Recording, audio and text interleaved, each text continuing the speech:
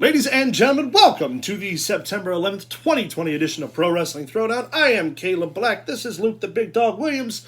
Our in-studio producer, the Mighty Max Fury, is taking a personal day today. He'll be back around next week, but it's time for us to get started with what's news in wrestling. It's been a big week. Top story for me, anyway, is the official release. After 36 years of dedicated service to Vincent Kennedy McMahon, Gerald Briscoe got his walking papers.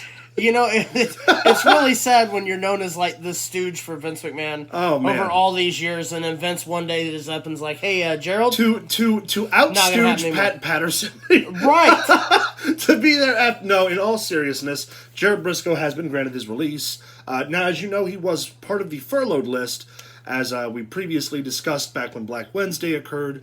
Also, following those releases was the release of one Mike Rotunda, who many of you may know as IRS, also the father of Bray Wyatt and Bo Dallas. You know, it's going to be a strange Christmas. Yeah. Also, the release of Sarita. Yes. Has been, Sarah Stock is her formal name, has been officiated now. She, too, was on furlough as a trainer from the WWE, so we're seeing now some more of those releases come into effect. Which, I mean, we were all aware that something like that was going to take place. What they didn't mention is they didn't name that at least 60 producer staff. And this is television side of producers. Yeah, so we're talking camera yeah. crew, truck crew. I imagine it was mostly the road crew. They're not traveling right now. Maybe even agents that we don't technically know. Yeah, probably some trainers. Several people who have been furloughed are gone. A lot of backstage production staff members have also been formally released, is the point. What else do we have in the news this week, big man? Yes.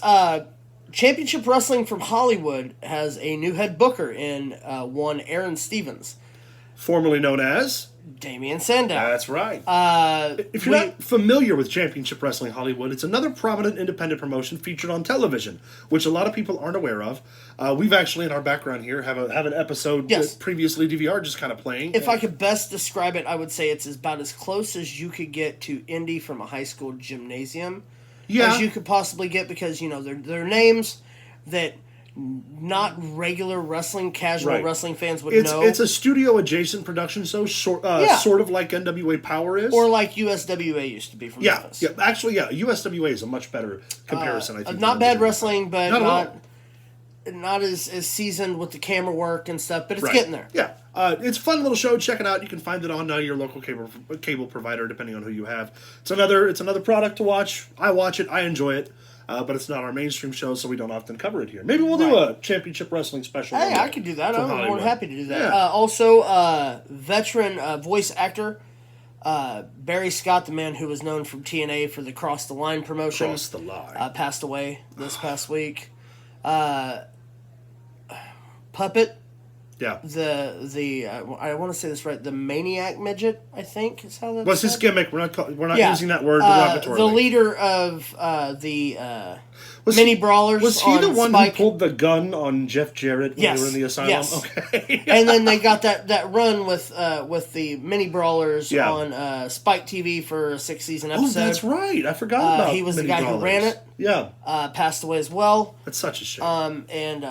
But, I mean, on a different note, other than the down part of everyone passing away, it seems, Vince McMahon come out and has put his foot down on third-party social media? Yeah, we covered this a little bit previously. So more developing in this story. There are certain talents who are going to be allowed to exercise those media deals. In essence, Vince wants those working relationships to benefit everyone, which really just means Vince wants a cut. He wants his cut. Yeah. Which... Bitch, where my money? I can understand. From a business perspective, it's still kind of dodgy. I do like that certain wrestlers have stood out. Xavier Woods. Paige changing her name, being like, you don't own me. Yeah. You don't own me. One of those. But it's going to be interesting to see where everything goes from here. Agreed. To see... this is going to be a big deal come end of contract time. And coincidentally... in a planned interview following that, Stephanie McMahon came out and kind of said the opposite. She says there's no better time in the industry for our stars to build their own brands. So I'm wondering if maybe there's something internally where there maybe are, it's like where they have outside support or inside look support. look over here while we do something over here, kind of thing. Because the WWE has had working relationships with third media parties before that were beneficial to multiple parties, but we've also seen how that's affected negatively, like when CM Punk was approached for the movie role when he was still there, and Vince instead offered him X other talents instead of Punk. So we can see how sort of that backlash is. When Vince gets his hands in, it changes the nature of those relationships. Vince believes that due to the cameos and the prices and the money that he's not getting to touch, he believes that he feels if you hire Big E or a Triple H, so to speak, to do a cameo for you, that the you WWE are doing the character, not the actor. Right. And or they're using their WWE tenure to get that representation. Right. In other words, he wants he feels that his intellectual property, he should be paid for it. And again, owning the likeness rights and stuff, that's one thing, but you're taking money out of people's mouths. When you say you own the ring names and the wrestlers' real names, that's going a little far. A little far. I completely agree. What else do we have in the news? Anything big? Anything happening? Anything shaking? Some stuff we're going to get into when we get into the actual television reviews this week. Let me think here. I don't think so. Let me check our notes here. Also, we have an addendum to make. Last week, one of our sources led us to believe that it was Eric Redbeard who was going to make his AEW debut. That bitch is fired. Well, no, he, I'm not going to say it's a woman. This source later came to us and said that due to a few last-minute changes, that Eric Redbeard's debut has been postponed. Thus, Matt Sydal being the alternate in the 21-person Battle Royal. But 22nd person was Gravity. Our source was incorrect due to the changing of what occurred, but we will follow up when Eric Redbeard does, in fact, make his AEW debut. I think we've covered all of the news as of right now. Of course, things... Oh! Jeff Hardy, in a recent interview, decided that he not only wants to do the Will-o-the-Wisp, but he wants to feud with The Fiend.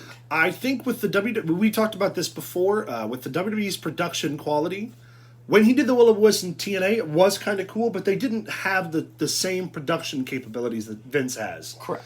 With the production capabilities and that gimmick, I think it would be a fun feud. It would be something that could reach out to Vince McMahon and be like, "Hey, you like to do cinematic matches? Well, wrap your head around." Yeah, start to say, let's get real cinematic. As far as I'm concerned, I'm up for it as long as we don't have to see Inchweed. That's good shit, pal.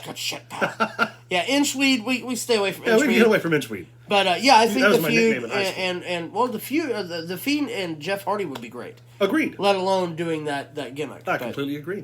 Guys, that's going to cover us up for the news this week. What did you think about the news? Let us know in the comments down below. Send us an email at prowrestlingthrowdown@gmail.com or find us on Facebook at facebook.com/prowrestlingthrowdown. And stay tuned because we're kicking off the rest of the show with our review of AEW All Out. One of us.